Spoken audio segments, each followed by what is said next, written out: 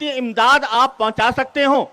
غزہ کے مسلمانوں کو اور غزہ کے مجاہدین کو، ہم آپ سے اس کی درخواست کرتے ہیں کہ اس میں کمی نہ کریں۔ میں یہ عرض کرتا ہوں کہ میں شریعت کا حکم آپ حضرات کے سامنے عرض کرتا ہوں۔ شریعت کا حکم یہ ہے کہ اگر مسلمانوں کے کسی خطے پر کوئی قابض ہو جائے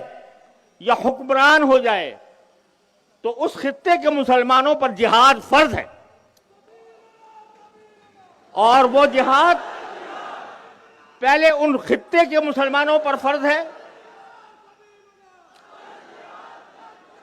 اس کے بعد اس سے پاس رہنے والے مسلمانوں پر فرض ہے، اور اس طرح درجہ بدرجہ جتنے مسلمان ہیں ان سب پر جہاد اپنی استطاعت کے مطابق فرض ہو جاتا ہے۔ میں اس بات کا ایک طالب علم ہونے کی حیثیت سے آپ حضرات کے سامنے اعلان کرتا ہوں کہ حسب استطاعت تمام مسلمانوں پر جو جہاں بھی رہتا ہو اس کو اس معنی میں اس پر جہاد فرض ہے کہ وہ جو مدد ان کو پہنچا سکتا ہو وہ مدد پہنچائے۔ لبیک لبیک لبیک لبیک۔ اور میں آپ حضرات کے سامنے قرآن کریم کی 2 آیتیں پڑھتا ہوں، اور وہ میں سمجھتا ہوں کہ اس اجتماع کا پیغام ہونا چاہیے سارے مسلمانوں کے لیے۔ قرآن کریم سورہ نساء میں فرماتا ہے وَمَا لَكُمْ لَا تُقَاتِلُونَ فِي سَبِيلِ اللَّهِ وَالْمُسْتَضْعَفِينَ مِنَ الرِّجَالِ وَالنِّسَاءِ وَالْوِلْدَانِ الَّذِينَ يَقُولُونَ رَبَّنَا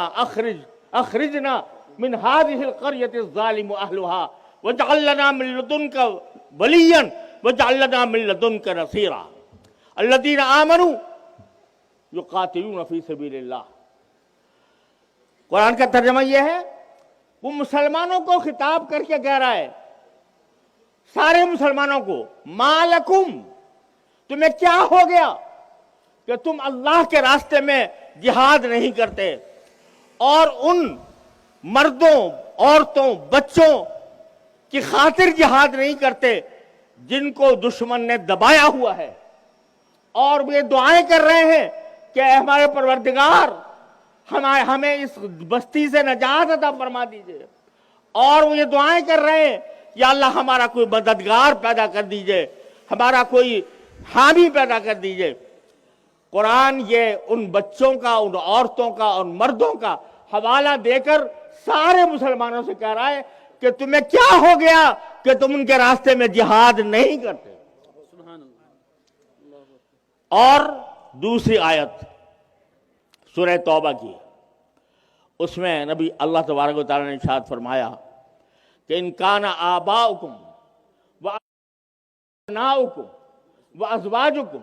وعشیرتکم واموال اقترفتموها وتجارة تخشون کسادها ومساکن ترضونها احب الیکم من اللہ ورسولہ وجہاد فی سبیل اللہ، کہ اے نبی کریم صلی اللہ علیہ وسلم سے خطاب فرمایا جاتا ہے، یہ کہہ دو سب سے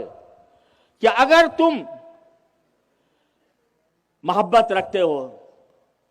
ان کنتم تحبون، اگر تمہارے باپ،